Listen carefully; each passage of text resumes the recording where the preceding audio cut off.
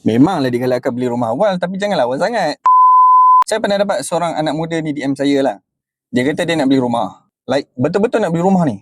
So, bila saya minta detail, umur dia dalam lebih kurang 20 ke 21 macam tu lah.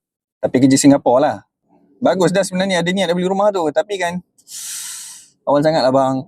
Bukan apa, kalau dah meet requirement untuk buat pinjaman bank, boleh je, tak jadi masalah.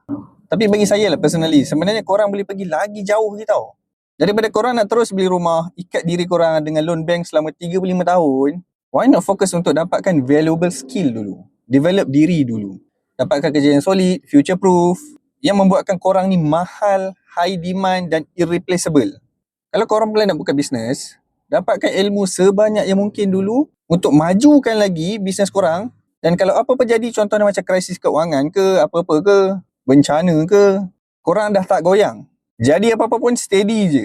Ada je cara yang korang boleh usahakan untuk maju ke bisnes korang. Sebab kalau korang terburu-buru untuk dapatkan rumah pada waktu korang baru je nak start kerja, kalau korang dah ada backup yang kuat, tu tak apalah. Kalau korang tak ada, apa-apa jadi kat bisnes korang ataupun korang diberhentikan kerja macam mana?